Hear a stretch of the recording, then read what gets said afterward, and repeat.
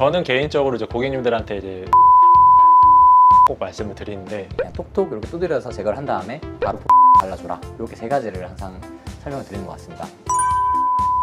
화장품들을 오전에 발라주고 그 화장품들을 저녁에 주무시기 전에 이렇게 조금 발라주고 하면은 네. 안녕하세요. 안녕하세요. 네, 뷰티크TV 오늘의 주제는 집에서 관리하면 좋은 것들. 예를 들어서 이제 시술을 받고 나서도 집에 가서 관리해주면 더 좋은 것들이 있잖아요. 그리고 또 평소에 잘 챙겨서 해주면 도움이 되는 그런 것들에 대해서 한번 논의해보는 자리가 되었으면 좋겠습니다. 특별히 집에서 다들 관리하는 거 있으신가요? 저는 기본적으로 보습을 좀 많이 신경 쓰는 편이고요. 뭐 씻고 나서는 최대한 빠르게 보습제를 얼굴 포함 온몸에 바르는 걸고 신경 쓰고 있습니다. 저는. 개인적으로는 저는 자외선 타산제 바르는 게 중요하다고 생각을 하거든요. 야외 활동 하지 않더라도 실내에서만 있는다 하더라도 자외선 타산제도 꼭 발라주시는 게 좋다고 생각을 합니다. 저도 이제 세안하고 이제 보습을 항상 신경을 쓰는 것 같은데, 이제 세안하고 나서 얼굴은 이제 수건으로 닦는 게 아니라 그냥 클렌징 타월을 이용해서 물기만 제거를 하고 바로 빠른 시간 내에 보습제를 이제 발라주는 거, 이거를 항상 좀 루틴하게 하는 것 같아요. 저는 개인적으로 이제 고객님들한테 이제 물 많이 먹고 보습 잘하라고 꼭 말씀을 드리는데, 왜냐면 시술을 하는 게 결국에는 뭐 물탱크를 쉽게 말하면 넣어주는 거잖아요. 그래서 보습만 잘해도 사실 피부 장벽이 튼튼해지면 뭐 수분 소실도 덜할 거고, 그리고 피부염 같은 것도 오는 분들도 훨씬 증상이 덜하기 때문에 꼭 물 많이 먹고 보습 잘하라고 항상 설명드리는 편입니다. 저도 이제 뭐 시술하고 난 다음에 이제 관리로 이제 항상 말씀드리는 게, 재생 관련된 시술을 받았다 라고 하면은 콜라겐의 뭐 생성이나 이런 걸 만들어야 되기 때문에, 실제로 콜라겐을 먹는 것보다는 어쨌든 그거를 만들어줄 때 쓰이는 이제 조효소들, 비타민 C군이나 아니면 뭐 수분 섭취 이런 것들을 항상 안내드려요. 물이랑 비타민 C 작은 거라도 챙겨 먹어라. 그러면 훨씬 더 효과를 논문적으로도 더 많이 볼 거다, 이렇게 설명을 하거든요. 그래서 내가 시술 받았던 거를 똑같이 관리를 할 때 더 효과를 극대화낼 수 있는 거는 조효소들을 계통을 좀 먹어준다거나 아니면 재생을 좀 떨어뜨릴 수 있는 행위들을 좀 피해주는 거, 술, 담배 피하는 거, 그리고 혈류량이 우리가 시술 받은 부위에 갑자기 좀 몰릴 수 있는 뭐 격한 운동이나 찜질방, 사우나 이런 것들은 1, 2주 정도 좀 피해주라고 말씀을 드리는 편인 것 같습니다. 결국에는 좋은 거 먹고 안 좋은 거 안 하고, 그렇죠? 그리고 잠 잘 자고, 그리고 그런 영양제들 잘 먹어주고, 이런 게 또 굉장히 또 피부에도 도움이 되는 것 같습니다. 이제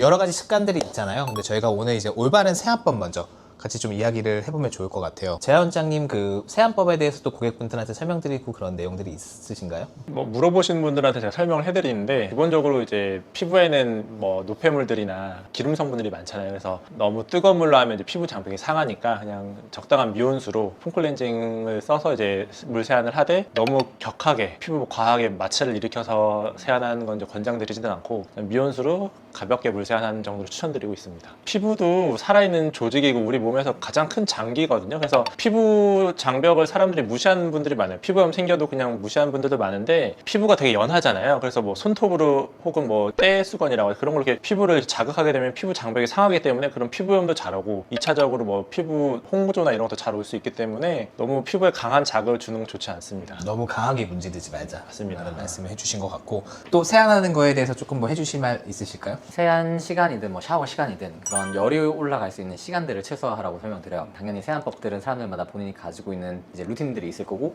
그리고 쓰는 제품들도 다양할 거예요. 조금 화장을 많이 하거나 기름기가 있는 제품들을 쓰면은 당연히 클렌징 폼뿐만 아니라 오일을 사용을 해서 세안을 해줘야지 완벽하게 화장품이 제거가 되고, 화장품이 제거가 돼야지 막히는 부분이 없는 거. 그래서 본인이 이제 데일리하게 어떤 거를 바르느냐에 따라서 그거에 맞는 제품들을 잘 활용을 하는 게 1번. 그리고 두 번째는 이제 세안을 할 때 시간을 항상 짧게, 세안을 하든 샤워를 하든 뭐 찜질방 가든 목욕을 하든 열이 올라올 수 있는 기간들을 무조건 짧게 가져가서 내가 바깥으로 혈관이 확장될 수 있거나 아니면 수분감이 증발될 수 있는 시간들을 최소화하라고 설명을 드려요. 세안할 때는 항상 시간을 짧게 미온수로 세안을 하라. 그리고 세 번째는 닦을 때 항상 물기를 완전히 제거하기보다는 그냥 물기를 찍어서 제거하듯이 클렌징 타워나 아니면은 면수건을 이용해가지고 수분이 너무 완전히 제거가 안 되게 그냥 톡톡 이렇게 두드려서 제거를 한 다음에 바로 보습제를 발라줘라. 이렇게 세 가지를 항상 설명을 드리는 것 같습니다. 올바른 세안법에 대해서 좀 정리를 해주신 것 같은데, 뭐 어쨌거나 세안이 중요하지만 그걸 과하지 않게끔 적당한 그 세안제를 선택해야 되고, 적당한 강도로 또 세안을 해주고, 그리고 너무 오랜 시간 하지 말고 세안한 후에는 보습제를 잘 발라주는 거, 이런 단계로 진행하면 적합한 세안법이 되지 않을까라고 생각이 됩니다. 두 번째로 또 중요한 거는 자외선 타산제를 정확하게 바르는 거 아닐까라고 생각을 합니다. 자외선 차단 많이 하고 다니시나요? 저는 개인적으로 잘 안 하고 다녀서 좀 고객님들한테는 이제 열심히 해야 된다고 말씀드리는데, 사실 이게 잘 안 하게 되더라고요. 남자분들도 거의 다 안 하고 다니는 분들이 많은데 잘 해야 됩니다, 사실은.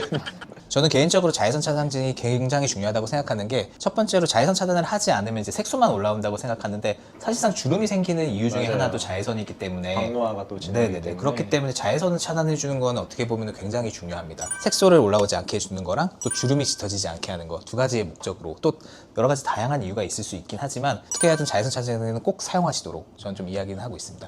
저도 자외선 차단제는 매일 챙겨 다닙니다. 네. 피부 관리 비결이 네네.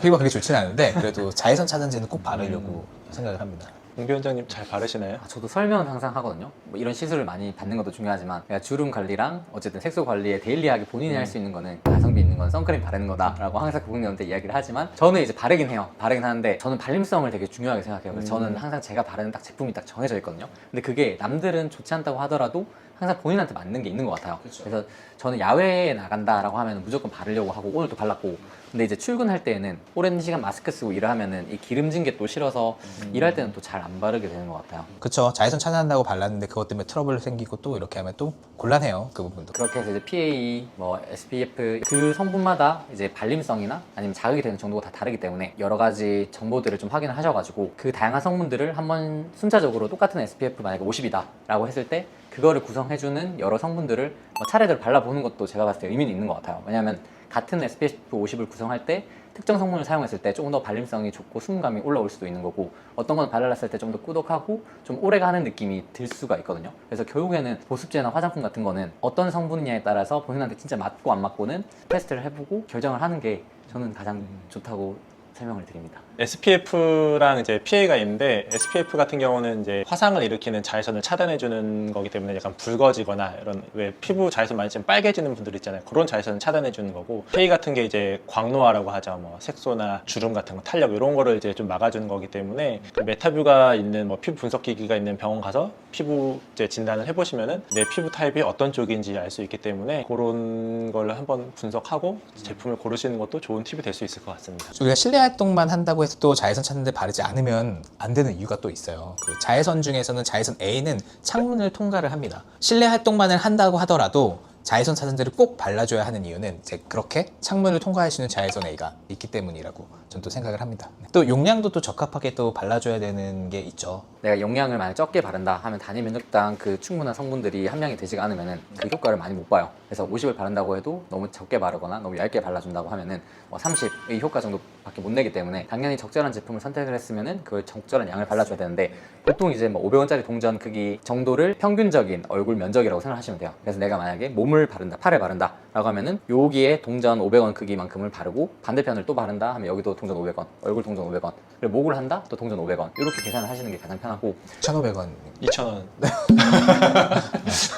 그래서 두세 시간마다 이렇게 덧발라주는 게 또 중요하다고 하니까 자외선 노출 좀 많은 곳에 가시면은 그렇게 좀 주기적으로 발라주시는 게 또 좋을 것 같습니다. 그렇죠. 아침에 꼭 바른다고 하더라도 또 계속 실내에 머문다고 하더라도 뭔가 이렇게 자외선 노출이 또 많이 될 때는 또 덧발라 주시는 것도 중요한 것 같고 또 야외 또 많이 하신 분들은 당연히 더 잘 챙겨서 발라줘야 되는 것 같습니다. You're beautiful. 일상생활에서 할 수 있는 것 중에는 그 사람 얼굴을 이제 비대칭으로 만드는 그런 습관들이 몇 가지 있을 수 있잖아요. 비대칭이 있는 분들은 사실 그런 걸 별로 안 좋아하세요. 그래서 그런 걸 개선시키고자 오시는데 사실 웃을 때도 한쪽으로만 이렇게 웃는 분들이 계신데 그런 것도 조금 교정하면 좋고 잘 때도 이제 이렇게 습관적으로 이렇게 뭉개면서 주무시는 분들이 계시거든요. 그러면 그쪽으로 당연히 주름이 많아질 수밖에 없으니까 그런 것도 조금 개선하면 좋고 한쪽으로만 더 많이 씹으면은 골격이 비대칭이 오기 때문에 그런 것도 좀 이렇게 습관을 맞춰가지고 하시면은 좀 더 이렇게 조화롭고 대칭적이고 아름다운 얼굴이 되지 않을까 저는 생각을 합니다. 저는 그러면 오늘 좀 이야기한 거 중을 제외하고 조금 그 화장품에 대해서 제가 조금 이야기를 하면은 예를 들어서 그 피부과 시술을 받은 후에 이제 재생에 도움이 되는 그런 또 화장품들이 있잖아요. 예를 들어서 뭐 EGF라든지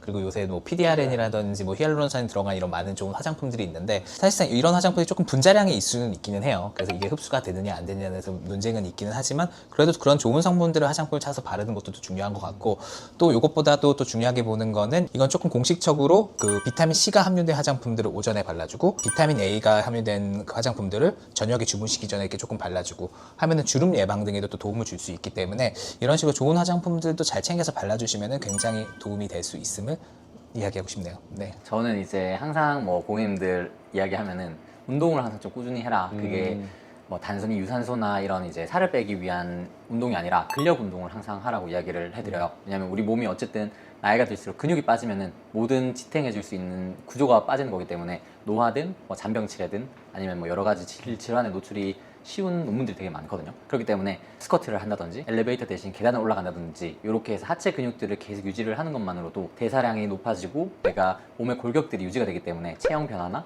아니면 약간 노화를 예방을 할 수가 있고 얼굴도 마찬가지예요. 내가 계속 보톡스를 막 많이 맞고 근육들을 계속 줄이면 줄일수록 얼굴의 처짐이나 이런 것들이 가소가 될 수밖에 없어요. 그렇기 때문에 당연히 보톡스로 뭐 주름 예방을 하고 근육의 크기를 조절하는 건 의미가 있지만 고기를 좀 먹고 좀 딱딱한 어떤 제형들을 씹으면서 일정한 근육들을 계속해서 내가 발달을 시키고 표정도 계속 다양한 표정을 지으면서 근육들의 움직임을 활성화시켜야지 노화가 안 생겨요. 그렇기 때문에 그 위에 있는 뭐 피부 탄력도를 유지하고 레이저를 받고 하는 것도 좋지만 결국에는 그 안을 구성하고 있는 근육들도 계속해서 자극이 될 수 있도록 뭔가 안면 근육에 대한 뭐 표정 운동을 한다든지 연습을 한다든지 이런 것들을 추천을 드리고 있습니다. 그래서 아침에 일어나서 아이오를 크게 이렇게 하고 왜냐면 최근에 또 엠페이스라는 이제 또 그런 기기들도 결국에는 근육을 자극을 시켜서 근육이 줄지 않고 근육이 계속해서 주변 조직들을 자극할 수 있는 그런 원리이기 때문에 그거를 돈 들이고 하는 것도 좋지만 그냥 우리가 복근을 만들 때 기계 쓰는 것도 좋지만 본인이 운동을 해서 근육에 자극을 줘서 성장을 시키는 것도 더 좋잖아요. 그것처럼 얼굴도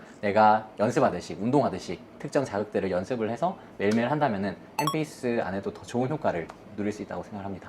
어떻게 하시나요? 좀 크게 하셔야 돼요. 좀 크게 이렇게 표정 변화도 내가 이렇게 하고 이, 오, 우. 네, 그래서 약간 근육들을 이렇게 다 확장시키고 모으고 하는 그 근육들을 다 이제 써주는 거는 또 다른 유튜브를 보면 많이 잘 나와 있지 않을까 생각합니다. 오늘 내용 정리하면은 그러면은 세안을 잘 하자, 운동을 꾸준히 하자, 그리고 자외선 차단을 잘 하고 좋은 화장품, 좋은 성분이 들어간 화장품을 잘 사용하고 잘 자면은 오늘 화는 정리가 될까요? 아이오 그러면은 오늘 여기서 마치고 다음 화에서 좀 찾아뵙겠습니다. 재밌게 보셨으면 좋아요, 구독 부탁드립니다. 감사합니다. You're beautiful.